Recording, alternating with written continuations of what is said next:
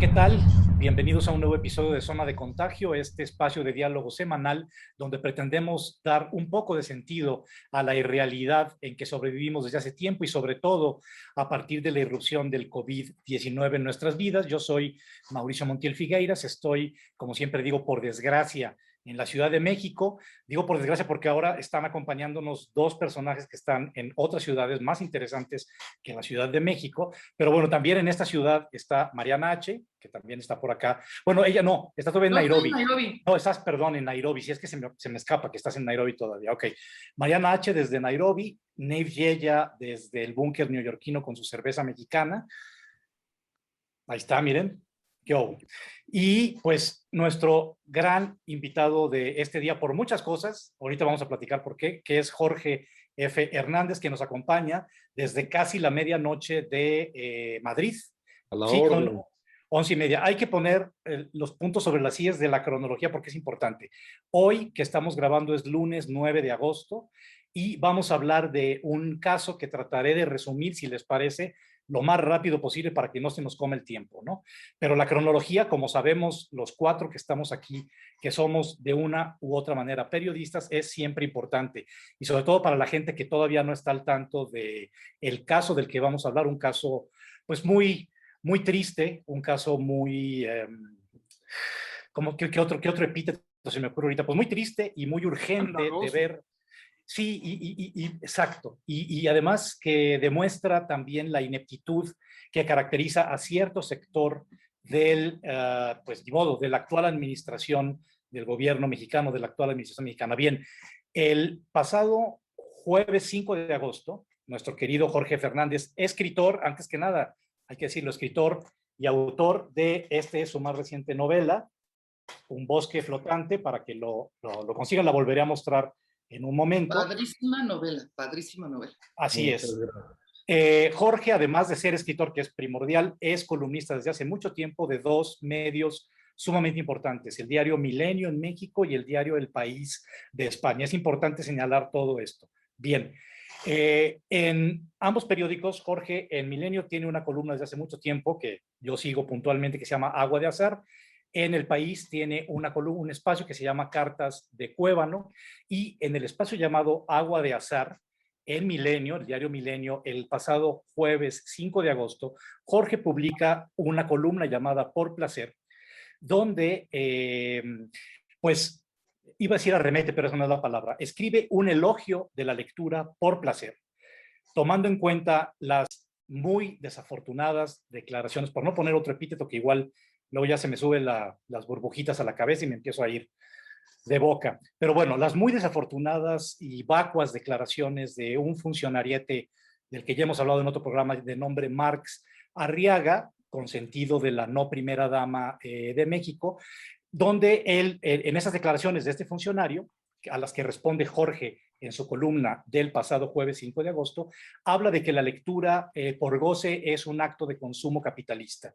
Si bien es verdad que quizá este funcionario no dijo esas palabras verbatim, es decir, literalmente, en el texto infumable que me tuve que chutar para cotejar eso, infumable. Bueno, que este señor Marx Arriaga presentó en un congreso de no sé qué, de promotores de lectura, háganme favor, sí dice que es un texto que habla de la lectura como un acto de adoctrinamiento político. Y sí menciona, como de pasada, que bueno, pues los que leemos por placer, pues somos poco menos que consumistas, ¿no? En otras palabras, lo estoy descifrando para ustedes y traduciendo la jerigonza burocrática de este funcionario. Bien, Jorge contesta el pasado 5 de agosto a esta impugnación de la lectura por goce de este funcionario. Llega viernes 6 de agosto y el sábado 7 de agosto, el sábado pasado, por eso digo que es importante decir las fechas, Jorge nos informa a sus amigos y luego a través de sus redes que ha sido cesado de su cargo diplomático en España como ministro de Asuntos Culturales de la Embajada de México en España, no de la Embajada de España, como se ha dicho. Bueno, también la redacción, además de la cronología, es importante. Increíble. Bien, entonces sábado 7 de agosto, sábado pasado, Jorge es cesado de su puesto y empieza, como diría Roberto Bolaño, como dice Roberto Bolaño al final de Nocturno de Chile, que me ha acordado mucho de esta frase, querido Jorge, y entonces se desata la tormenta de mierda. De hecho, Nocturno de Chile, perdón, Mariano, ahorita termino. Nocturno de Chile se iba a llamar originalmente Tormenta de Mierda, pero bueno, termino rápidamente. Entonces, todo el fin de semana, sábado 7, domingo 8, ha sido una tempestad en la que nuestro querido Jorge se ha visto envuelto por actos de los que ahorita, y maledicencias de las que ahorita hablaremos con mayor calma. Y hoy, lunes 9 de agosto, Jorge publica una columna muy valiente en el diario El País, en su espacio Cartas de Cuébano, que se llama Yo la libro y que está pues disponible en la red, donde hace una radiografía de todo esto que estoy diciendo, mucho más puntual y obviamente mucho más clara de lo que yo puedo decir. Hasta ahí, aquí cierro mi resumen cronológico y le doy la palabra a Mariano. Rápidamente, no, nada más quiero hacer también un dato extra que aparte yo lo escuché con mucho interés y que fue muy puntual, una entrevista en Así las Cosas con Gaby Barkentin y con Javier Risco ese viernes, en donde Jorge justamente habla de lo mismo, del placer de la lectura, y de manera muy elegante. Ahí sí se menciona a Marx Arriaga puntualmente un par de veces, sobre todo por los conductores, porque esa era la coyuntura. Y también se mencionaba ese como un posible factor, porque Jorge estaba en este discurso, insistimos, privilegiando la lectura, porque así como dices bien, Mauricio es escritor, es columnista, es periodista, pero es un gran lector, y entonces creo que eso es también importante señalarlo, que además este mismo lunes, es decir, hoy, regresó con Gaby Barkentin y con Javier para explicar toda esta tormenta de mierda, como dices, Montiel, pero solo quería nada más recalcar esa entrevista con Gaby y Risco en W Radio. Muy bien, no sé, Ney, si tú quieres aportar algo antes de... No, pues nada. Lo único que me parece increíble que no mencionaste, Mauricio, me sorprende porque es algo de lo que a mí me tiene más azorado, es que queríamos tener a Jorge aquí desde hace algún tiempo. Y curiosamente lo logramos contratar, lo logramos buquear para este lunes. Y era, les juro que era totalmente inesperado lo que sucedió. No teníamos la menor idea que esto iba a explotar de esta manera. Entonces quedamos al principio pues muy sorprendidos, diciendo, wow, vamos a tener una primicia de verdad por primera vez en zona de contagio. Y no nos la podíamos creer. Entonces tenerlo aquí es un enorme privilegio, es un enorme honor. Aparte de los escándalos miserables, o sea, el hecho de que tú estés aquí hoy nos llena a todos de un enorme orgullo, y gusto. Y nada más, una cosa, el asunto de este señor Marx Arriaga, me parece interesante. Yo estúpidamente me enredé peleándome con gente en Twitter, tratando de decir, bueno, es que esto es una barbaridad. Y todo el mundo decía, no, lo que es una barbaridad es el titular del Universal. O sea, básicamente todo el problema era que el Universal cabeceó diciendo, Marx Arriaga dice que la lectura por placer es capitalista. Cuando simplemente es lo que hizo Mauricio, resumió, dijo, tú lo que quieres decir con todo esto es esto. Pero básicamente el problema era que lo de la lectura nos pegó a todos, los que escribimos, los que leemos, los que tenemos una cierta noción de que la cultura tiene importancia y peso. Pero nos pegó igual el asunto de lo que habla acerca de la pandemia, lo que habla acerca de la religión. O sea, negando la importancia de la sana distancia, negando la importancia de que las iglesias cierren durante una pandemia. O sea, esta gente desde 1328 hasta ahora no han entendido nada absolutamente. No saben qué es una crisis sanitaria. O sea, la gravedad de la ignorancia de este personaje va mucho más allá de simplemente ser como un pequeño talibán anti el placer de la lectura. Aunque eso también es grave, porque también ahora dicen, no, es que dice al final claramente, yo no niego el placer de la lectura. Sí, pero antes dijo que el placer de la lectura era infantil, que era comercial, que estaba manipulado, que las grandes corporaciones nos hacían leer lo que ellos querían para desideologizarnos y convencernos de que lo importante es viajar con la mente y demás frivolidades. O sea, creo que es importante señalar eso, porque si no se dan las pequeñeces de esto que forman esta enorme bola de nieve, entonces se la sacan sus defensores con la misma tontería. Es que él no dijo eso, es que no dijo nunca esas palabras. En fin, pero bueno, ya me alargué demasiado. Lo único que nos interesa es escucharte a ti, Jorge. No, hombre, al contrario, yo estoy fascinado escuchándolos porque me siento muy apapachado, muy honrado. Empiezo por Mariana, que sabe que yo admiro mucho su trabajo, aparte de que la adoro como persona y siempre me ha parecido una de las mujeres más bellas que yo conozco y Gracias. que me honra que seamos tan cercanos. De Montiel, ¿qué puedo yo decir? Que yo soy su fan desde antes de que él lo supiera. Nos conocimos en un viejo periódico que ya ni existe. Así es. Una sábana de antaño en donde tuviste a bien publicarme y siempre estaré en deuda y siempre estaré con envidia muy sana de todo lo que has publicado y seguiré partiendo una lanza. Yo he pugnado para ser compañeros en los periódicos donde publico, para aprender de ti cada 8 días. Y de este señor lleva que yo pues no lo conocía más que en una foto y en los avatares, en esos avatares que son tan significativos en esta época, pero nunca te había oído hablar y tienes una voz ahí digna del trío Los Panchos, mi querido amigo. Y nos unen muchas amistades comunes y yo ya lo dije fuera del aire, quiero que Mariana me presente mi novela cuando vuelva a la FIL, quiero que Mauricio me presente mi novela cuando vuelva a la Ciudad de México y a ver si se puede que presentemos la edición en inglés en New York, ahí Claro. en tu guarida.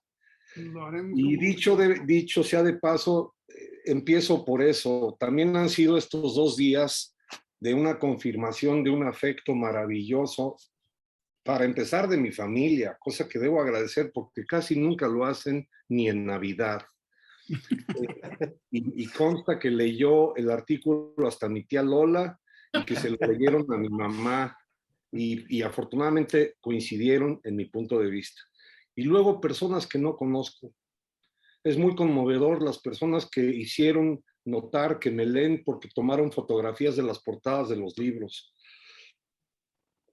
Lo positivo también es que de pronto la vida me permite recordar que yo no soy más que escritor y que para empezar no soy más que un lector y que cuando yo acepté el cargo público sabíamos desde un principio que iba a ser un problema mantener el sentido común, la opinión personal y el oficio de escribir. Y afortunadamente, dado que mantuve esos 3 ingredientes, se causó este problema. Debo aclarar que entre las razones que se dieron de mi despido, no se me ha informado debidamente si fue por haberle pegado a Marx Arriaga, que lo seguiré haciendo per secula seculorum, por haberlo asociado con Pol Pot y aclarar que Pol Pot no es una receta inglesa, ¿no? De black pudding. Yo estuve indignado porque también los pobres leen por placer y eso se les olvida a los marxistas. Wow. Y este hombre además me la debía y estoy pensando constantemente en que no he dicho y les doy la primicia. El artículo lo escribí en honor de Daniel Goldie. La majadería que le hizo Marx Arriaga cuando llegó a la biblioteca como improvisado custodio de los libros es imperdonable. Y mientras Daniel siga aquí con nosotros luchando por la vida, merece que todos los días agradezcamos lo que hizo, primero en favor de tantos niños lectores que ahora son adultos lectores, es decir, mis hijos, y lo que hizo por esa biblioteca que literalmente se estaba empantanando. Hasta un esqueleto de ballena andaba naufragando ahí. Dicho eso, sí tiene gran responsabilidad la manera errática en la que se me informó cómo me cesaron. Al estar con ustedes en esta medianoche de lunes, aún no ha llegado el oficio en donde se termina mi contrato. No voy a decir nombres, pero funcionarios de la Cancillería me ofrecieron seguir en el puesto. Y yo dije, yo me considero cesado desde que me llamó el doctor Márquez y máxime cuando publicó el comunicado. Me considero ofendido por las erratas. Me considero además obligado a defender a la embajadora, porque eso que publicó como avance, en donde insinúa que yo soy misógino, pues como decía mi tío Santiago, universidad, habla tú por mí, plagiándose a un premio Nobel español, pero Mariana, habla tú por mí, que hablen por mí todas las mujeres que han partido sus párrafos para decir que a mí me pueden acusar de muchas cosas, pero de eso no. Y lo que yo sí lo puedo acusar a él es de misoginia al tratar de poner como pretexto a una mujer que ni consultó. A la embajadora no la consultó para cesarme. A la embajadora no la consultó para usarla como pretexto. De hecho, tanto la embajadora como yo leímos juntos el avance. Yo estaba con ella tomando café en la residencia, viendo qué decisión se tomaba. Porque con toda amabilidad y elegancia ella me decía, esto no es oficial, te cesó él, pero no te ha cesado la secretaría. Y dije, yo me considero cesado. Él me invitó, él cree que con esto a lo mejor queda bien en Palacio y a lo mejor queda bien con el secretario, pero en realidad quedó mal con todo el mundo. Bueno, conmigo ni se diga. Sí. Hay que aclarar, nada más para los que no están como tan enterados, la persona a la que Jorge se refiere es Enrique Márquez, que es o era hasta hace unos días su jefe directo, según entiendo, querido Jorge, y fue quien pues echó a andar toda esta tormenta de mierda de la que estamos hablando, ¿no? Sí, por supuesto, es él el responsable, es el director ejecutivo de Diplomacia Cultural. Eso. Y es el que publicó con erratas y con equivocaciones imperdonables los documentos que dan fe de que yo fui cesado. Sí. Ahora bien, vamos a hablar un poquito de esto, del tema de lo que ya yo llamo la disfunción pública. Porque si recuerdas, estuve yo 3 años de disfuncionario público en, pues, como diría famoso escritor francés, en un nido de víboras, que es la Coordinación Nacional de Literatura del Instituto Nacional de Bellas Artes. Aprendí mucho en ese cargo, siempre lo he dicho y lo seguiré diciendo, aprendí mucho y sobre todo lo que más aprendí en ese cargo fue humildad, por estar tratando con la bola de, perdón que lo diga así, de un gran porcentaje de enanos y mediocres de la literatura mexicana contemporánea que sienten que se merecen todo. Bueno, dicho lo anterior, dicho este desfogue, que ya lo había dicho en otra ocasión, pero que coincide con esto que dijo Jorge, yo también tuve mi tormenta de mierda. Y se los estaba platicando antes de que entráramos al aire a Mariana y a Neif muy rápidamente. Yo me acuerdo. Bueno, un tuit, y acá la tormenta de mierda se debió ni más ni menos que a Maluma. Sí, el reggaetonero, que yo no escucho reggaetón, yo no sabía, creo que hasta que pasó este escándalo, que voy a referir rápidamente, no sabía quién era Maluma, los prometo. Ese prócer de la poesía. El prócer de la poesía de la cadera. Entonces, muy rápidamente, 2017 yo estoy al frente de la Coordinación Nacional de Literatura del INBA, había llegado, hay que decirlo, es importante, una nueva administración. Sí. En 2016 muere Rafael Tovar y de Teresa, secretario de Cultura de México, con el que yo trabajé y agradezco mucho haber trabajado con él. Y quien se queda en su lugar, María Cristina García Cepeda, gran maraquia, a la que le tengo también mucho cariño y mucho respeto, que fue mi jefa directa como directora del INBA y que ocupa el lugar de Rafael Tovar y de Teresa. Bien, entonces, quien ocupa el lugar de María Cristina García Cepeda al frente del INBA en 2017 es Lidia Camacho, una persona con la que tuve pues algunas dificultades, algunos roces, entre otros el que voy a referir ahora. Bien, llega un día de 2017, yo estoy tranquilamente en mi casa y me llama el que era mi jefe de prensa para decirme si he visto lo que se ha publicado en el transcurso de una tarde en contra, o sea, una tormenta de mierda en redes sociales. Redes sociales sabemos que es el eufemismo para decir Twitter. Entonces, una tormenta de mierda en Twitter por un tweet que subió alguien, un chico que trabajaba con mi jefe de prensa. Mi jefe de prensa se llama Raúl, el chico que subió el tweet se llama Alfonso, donde ponía, Alfonso estaba terminando su tesis, era verano, y ponía, tú todavía no terminas tu tesis y Maluma ya se leyó la obra completa de Albert Camus, ¿no? Entonces, una foto de Maluma con un libro donde se ve la cara, el rostro de Albert Camus, gran escritor y filósofo francés. Bueno, eso bastó para que Twitter ardiera a mí, o sea, estuve, ¿qué les diré? No sé, se me cansó el dedo de bloquear gente. Estuve bloqueando, porque era una cantidad de mala onda, de mala vibra. En ese momento, ojo, no eran todavía las granjas de bots de las que ahorita hablaremos, querido Jorge, que te aventaron ahora toda la caballería, ¿no? Sí, En ese momento no. Y era, claro, la etapa neoliberal, ¿no? Yo respondía a un régimen neoliberal como coordinador de literatura. Y bien, pues entonces vi ese tweet, vi el escándalo que se había armado en las redes, y lo primero que pensé fue, vamos a darle, o sea, esto es una oportunidad de oro. Gente que no sabía que existía que creo que al día de hoy ya no sabe, que existía la Coordinación Nacional de Literatura, algo que se llama el Instituto Nacional de Bellas Artes, pues supo, la nota se publicó en medios internacionales, pegó por todos lados. Bueno, al día siguiente de esto, y en medio de la tormenta de mierda que me estaba llegando a mí en Twitter, voy a una reunión en el Palacio de Bellas Artes con todos mis pares del Instituto Nacional de Bellas Artes, directores de museos, coordinadores nacionales de otras áreas, etcétera, y preside la reunión la entonces directora del INBA, como digo, Lidia Camacho. Y en vez de, pues digo, yo sabía que había causado mucho escozor esto, pero yo esperaba, como tú bien dices también, Jorge, en tu artículo, uno espera cosas distintas siendo disfuncionario público, ¿no? Se imagina, qué sé yo, pues ni modo, tiene otro esquema mental, perdón, otro mecanismo de funcionamiento que el de burócrata o de funcionario, ¿no?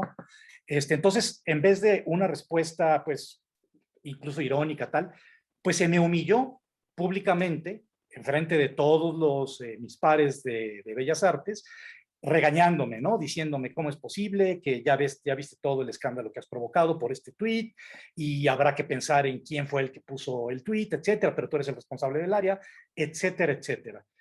Termina esto, yo tengo que decir, pues sí, señora, sí, perdón, ya voy a, perdón, mamá, soy Paquito, ya no haré travesuras.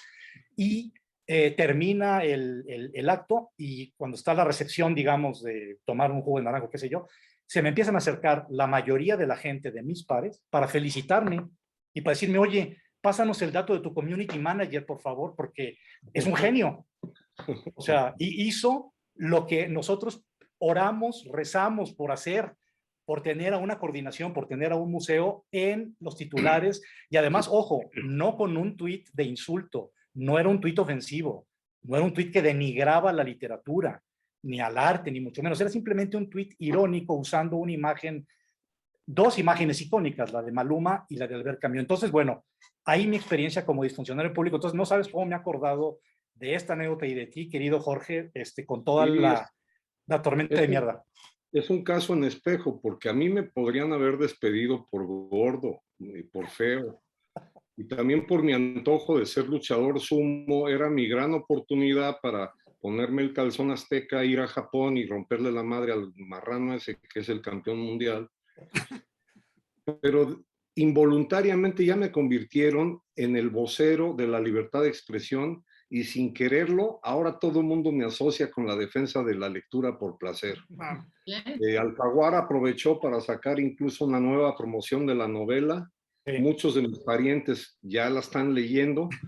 Hay uno que ya me informó que ya leyó la parte que está abajo de mi foto en la solapa, y yo espero que para diciembre llegue por lo menos a la página 4. Involuntariamente, este tipo de imbecilidades hacen que las cosas caigan por su propio peso.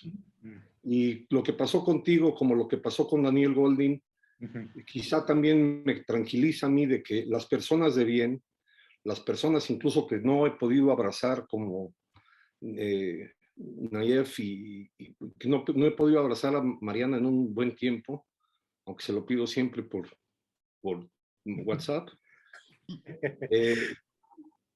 me confirman lo que realmente es importante en la vida.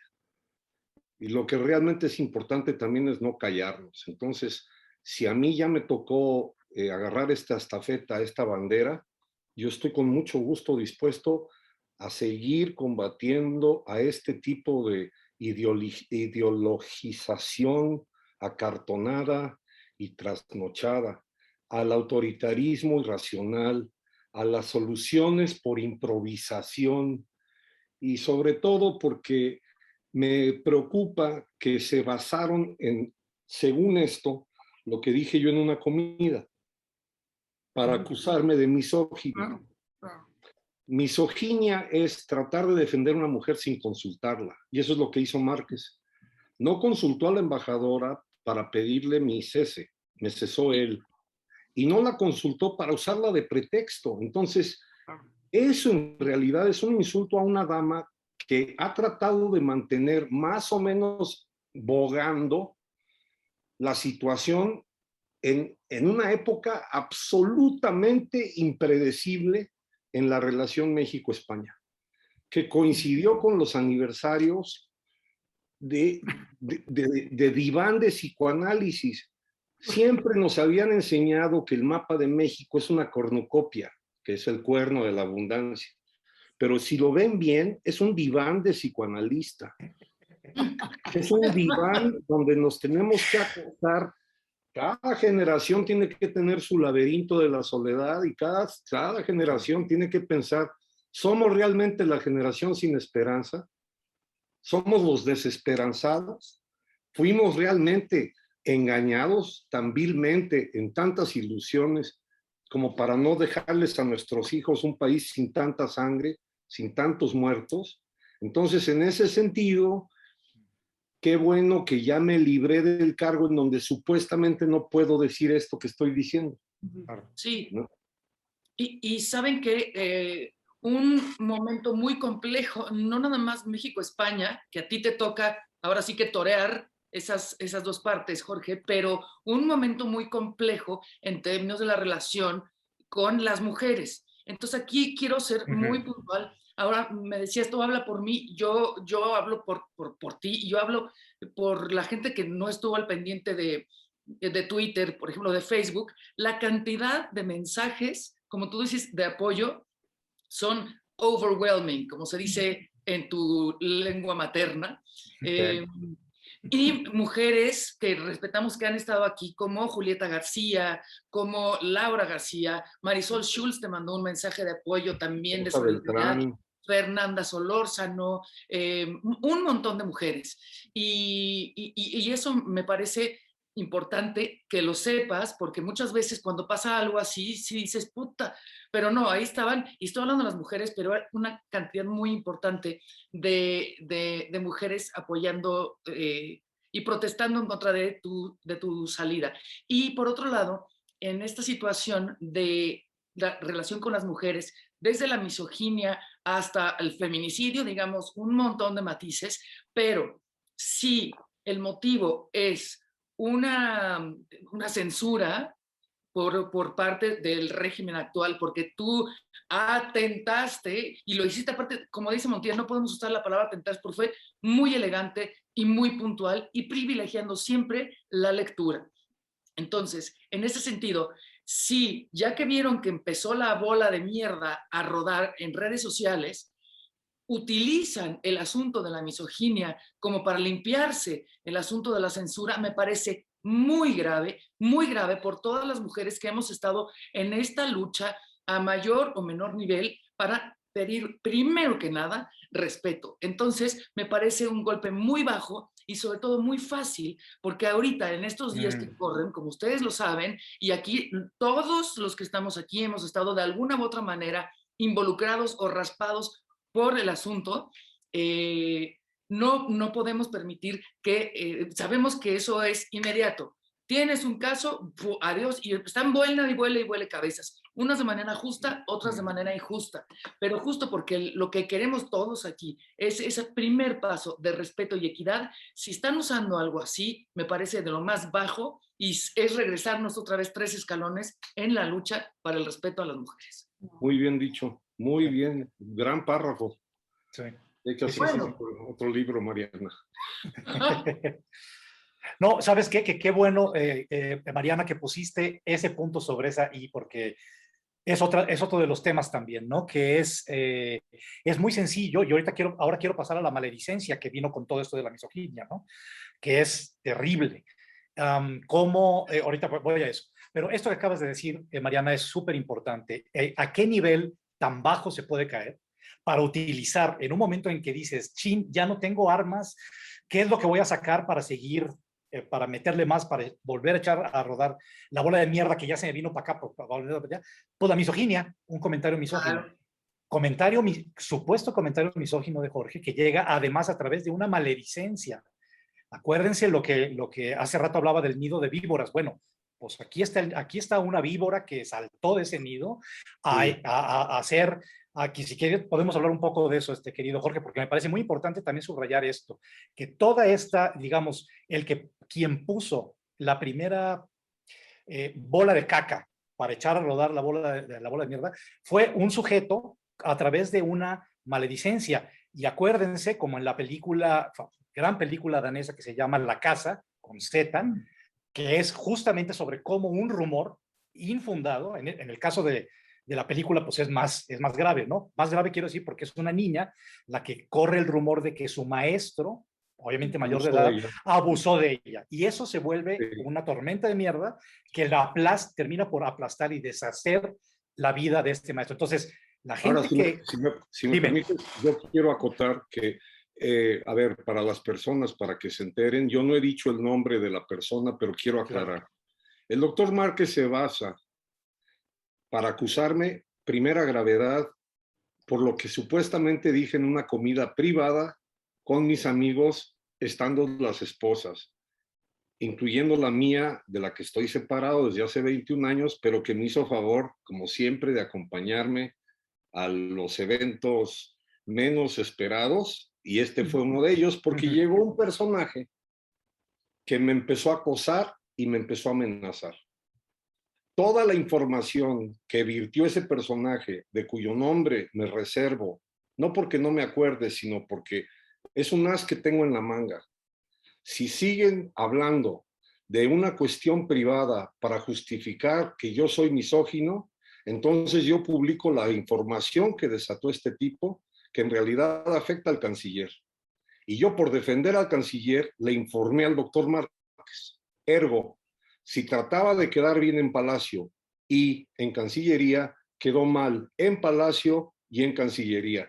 Y a mí me hizo un gran favor porque yo sigo teniendo la evidencia de la demencia, de la maledicencia. Pero lo grave es, como en el Moscú de Stalin, en el Berlín de Hitler y en los estancos de tabaco durante el franquismo, que una cuestión privada pase a ser utilizada en tu contra. Y eso es lo que él esgrimió. Perdón que te quité tu turno. No, adelante, no, era básicamente eso, el poder de la ponzoña, sobre todo en tiempos de las redes sociales, es tremendo. O sea, es increíble la manera en que un rumor se puede esparcir y provocar, bueno, una tormenta de mierda, ¿no? Bueno, por supuesto. Yo creo que, bueno, desde las casas de brujas y obviamente desde antes, esto siempre ha sido algo que está vibrante, ¿no? Está a flor de piel de todas las sociedades.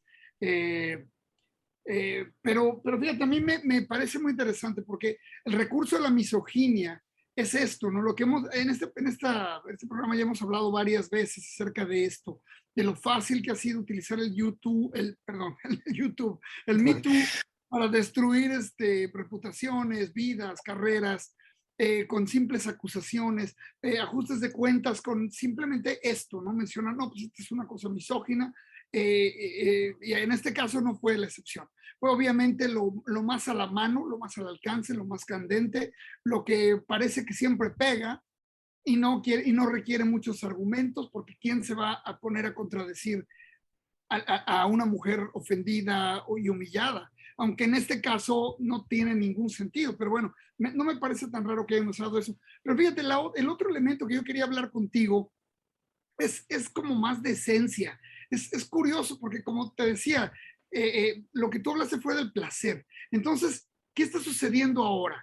estamos dividiendo ahora a esta gente, esta clase intelectual, entre quienes no pueden defender el placer de la lectura, porque de hacerlo están dándole la razón al enemigo, y quienes decimos, pues, espérate, eso es algo muy básico, eso no debe estar ni a discusión, es una cosa que, ¿cómo vas a enseñarle a los niños a leer? O sea, yo ya oí a varias personas decir, el problema es que es cierto, los niños no aprenden a leer, no entienden la lectura, y yo digo, bueno, ¿y eso qué tiene que ver con el placer? Entonces, lo acabo de leer en un artículo de un señor que escribe en Aguascalientes, que tampoco sé su nombre, no me importa, el artículo es absolutamente vomitivo, y entonces dicen, sí, pues que ya se probó tratar de darles a los lectores por el lado de la lectura, del placer, y no ha servido.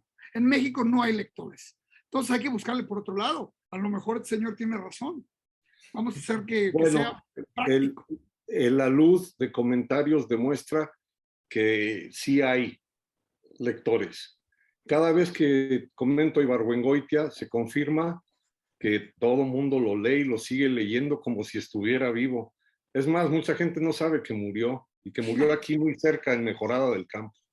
Tiene que ver con lo que acabas de mencionar con gran inteligencia, Nef, pero también tiene que ver con una cuestión esencial y te consta.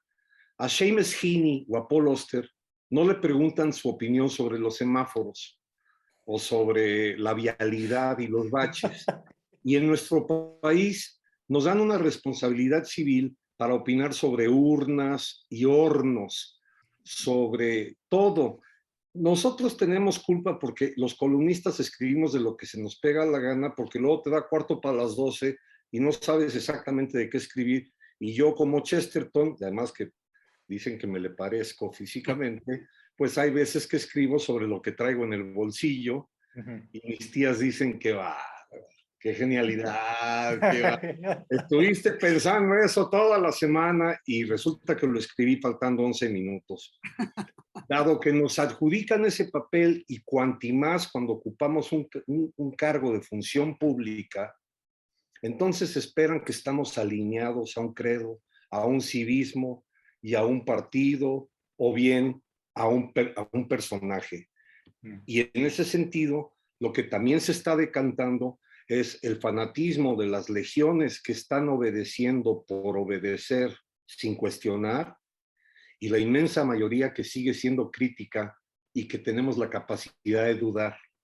Y en ese sentido, pues yo también me siento muy feliz de haber confirmado que sí hay miles de personas que dudan hasta de mi metrosexualidad. Ah, no es cierto. Nadie lo duda ya. Hoy en día nadie lo duda.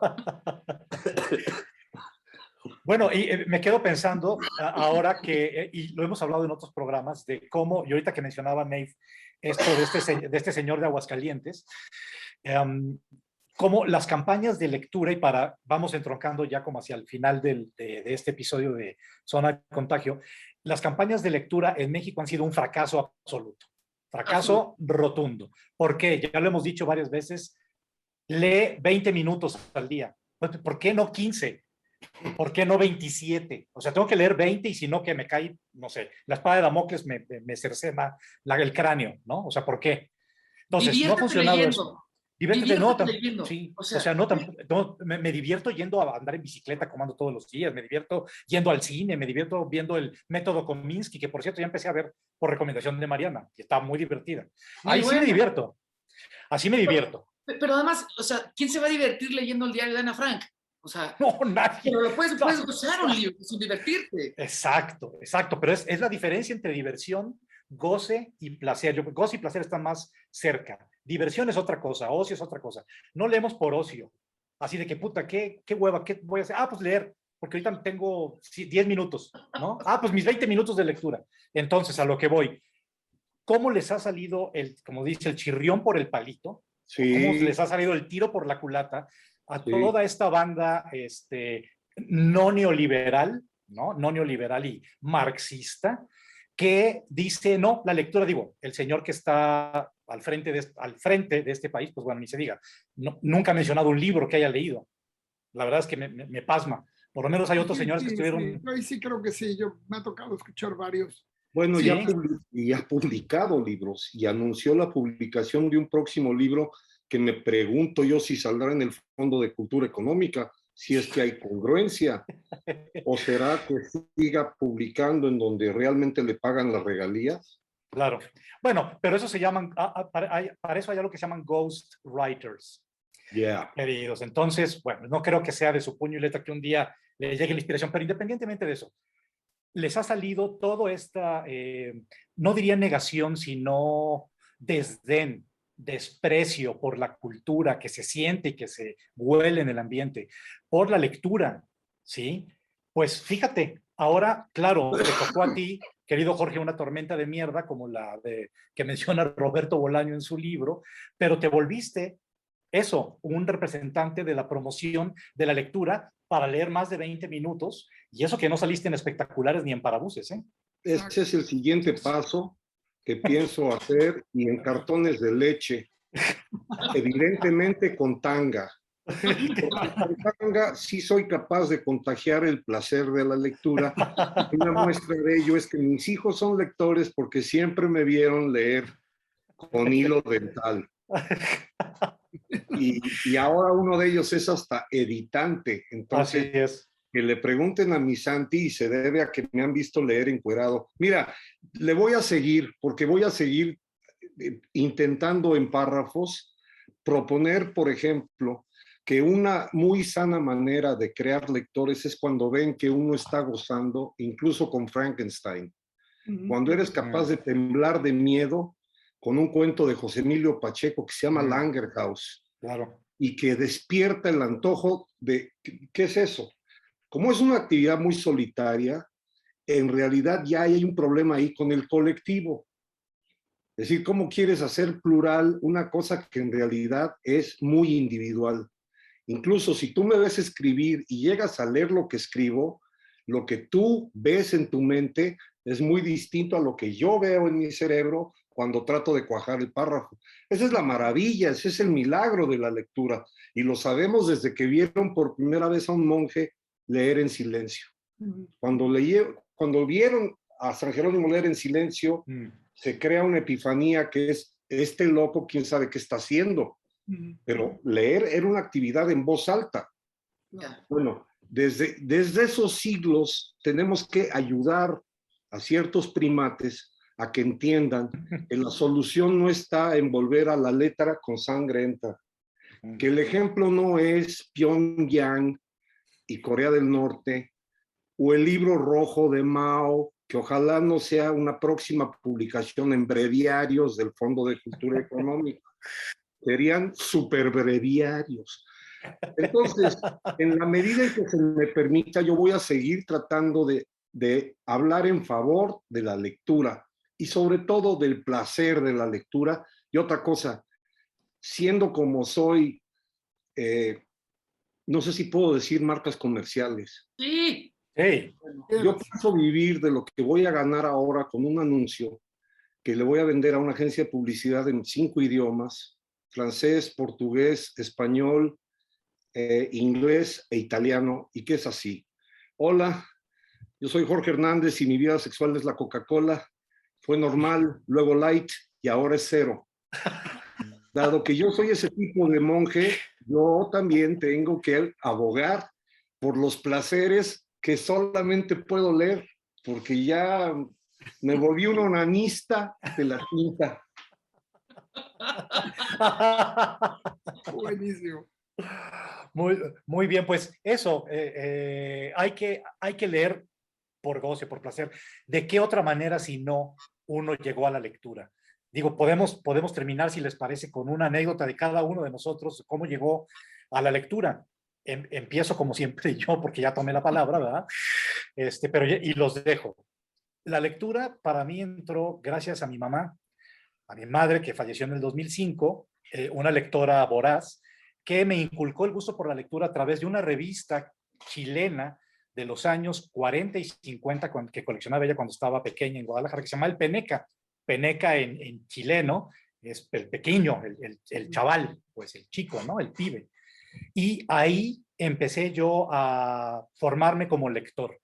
Había compendios de obras clásicas de Robert Louis Stevenson, de Julio Verne, algunos en cómic, ¿no? Otros no, otros eran como compendios que hacía un grupo de escritores alrededor de la revista, y ahí me fogueé también como en mi gran pasión, una de mis grandes pasiones como lector, que fue la novela policíaca.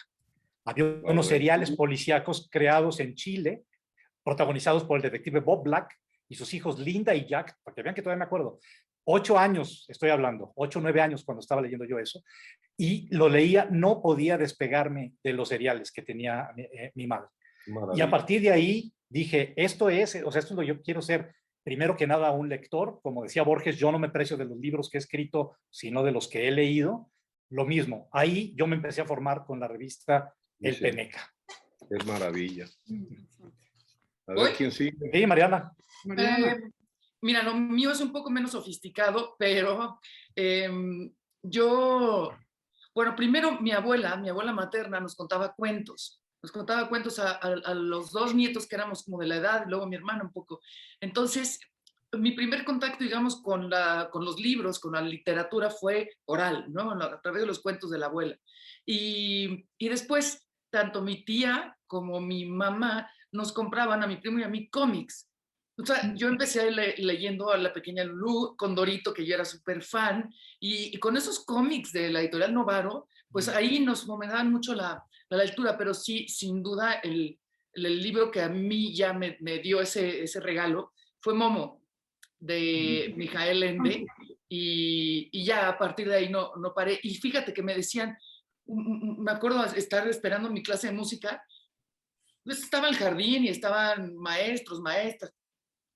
¿Estás leyendo? Y yo, sí. ¿Para la escuela? No. Entonces, ¿para qué?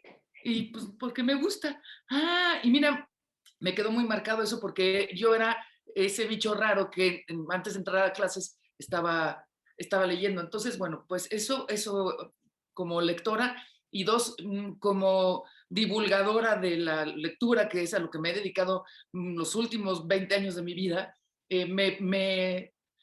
me duele mucho todo lo que está pasando con Jorge, pero hay una parte que digo, qué bueno que entre muchos círculos, no nada más nosotros, nuestros cuates, se está hablando de este tema. O sea, que un tema como la libertad de expresión, el fomento a la lectura y el ámbito, digamos, cultural, sea un trending topic, que llegues al canal y te pregunten, que me hable la gente a mí, eso me parece importante para el músculo del diálogo y el cuestionarse muchas cosas que probablemente dábamos por hecho el poder leer de manera libre en este país. Así que bueno, esto no se ha terminado aún, mi querido Jorge F. Shuru.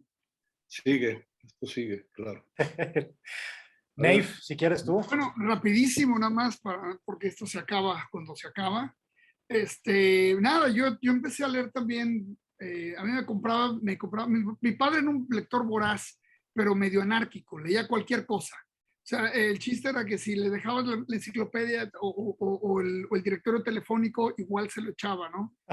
Pero entonces era un lector muy poco discriminativo, lo cual podría ser bueno, no estoy seguro. Y a mí me empezaron a comprar libros, y me acuerdo muy bien que de los primeros que me impactaron mucho fue El retrato de Dorian Gray. Y a partir de ahí seguí leyendo cosas aquí y allá, pero realmente el despertar a la lectura lo tuve cuando encontré que tenía mi papá escondido las memorias de Javier Holland. Ah, claro. Ahí, la lectura es placer. Claro. Es puro placer. Y bueno, años después escribí un libro sobre pornografía, y luego el segundo libro sobre pornografía.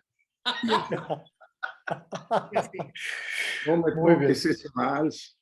Yo lo que quiero es agradecer públicamente, para empezar, que ustedes también me han hecho lector. Yo leo también por afecto. Leo por ver si le encuentro defectos a Montiel. Veo si puedo ayudarle a Mariana y no necesita ninguna ayuda nunca. Te leo a ti, Nave, porque te quería conocer y ya te conocí. Pero a mí me enseñó a leer Mrs. Elaine Grabsky, fue como mi segunda madre, y me debo a la Biblioteca Pública Norteamericana, que fomenta la lectura, quién sabe cómo, pero lo logran. Por eso quizá también ganan más medallas que nosotros en las Olimpiadas. Pero sobre todo lo bonito es que la vida me concedió que la biblioteca de mi primaria, yo la bauticé, me lo concedieron, y lleva el nombre de Mrs. Elaine Grabsky. Antes de que muriera, le pude enseñar las capillas de mi primer libro. ella me regaló mi primer libro, que es La telaraña de Carlota, Charlotte's Web, Sí, cómo no. de E.B. White. Sí, Y claro. luego ya de adulto leí The Elements of Style, Los elementos del estilo, que es un gran título para cualquiera que quiera redactar en inglés, y la vida me concedió que ya tengo mi primera novela escrita en inglés y que espero que la presentemos pronto en la Unión Americana. Dicho eso, pues yo fui lector por placer y por el contagio de diversos placeres que iban con pegados, que eran las golosinas, las cochinadillas que podía comer mientras leía. Así que hasta eso, si quieren un mejor cutis y si quieren lonja, hay que leer. Pues muy bien, querido Jorge Fernández, aquí está una vez más. Aquí Muchas gracias. hacemos el comercial. Y ahí aparece Mrs. Gratsky. Así es, sí, sí, claro. Aquí aparece el personaje que acabas de mencionar. Es un personajazo de la novela y ahí aquí, la honro su memoria. Hay que leer por placer, con o sin golosinas, haciendo muchos subrayados, haciendo mucha marginalia, que luego también se olvida que ese es otro placer, el placer de subrayar, el placer de anotar, el placer de corregir también. Yo que soy... Sí, las erratas. Ni modo. Aquí mi hija, que está leyendo ahorita una serie de libros que yo le recomendé, me dice, papá, tú sí estás, o sea, estás realmente loco. Le dije, bueno, eso ya lo sabíamos. Me dice, no, pero casi de clínica. Y me muestra páginas donde estoy corrigiendo. Y le digo, lo hago automáticamente, no es algo que planeé, ¿no? Pues sí. Sí, tiene razón tu hija. Pero bueno, yo sé, saliendo de aquí me voy a internar. Busca ayuda. San Bernardino, man. Muy bien, San Bernardino. Querido Jorge Fernández, muchas gracias por estar aquí en Zona de Contacto. Gracias a ustedes, ya saben que los quiero mucho y espero que nos volvamos a ver muy pronto. No, seguro que sí, cuenta con ello. Y pues, de los amigos que nos están viendo, dejo a Neif para que dé su alocución final. Venga. Bueno, nada, ya después de haber hablado de estos placeres de la palabra, de la lectura secuencial, que es una cosa tan extraña, tan poco natural en el ser humano y tan fabulosa, que nos da tantas recompensas, pues nada más les pido, píquenle por favor al me gusta y síganos y suscríbanse y vengan a ver a gente tan fenomenal como nuestro invitado de hoy, como el gran Jorge, y pues no se la pierdan, esto va a seguir. Esto va a seguir. Hasta la próxima. Muchas gracias.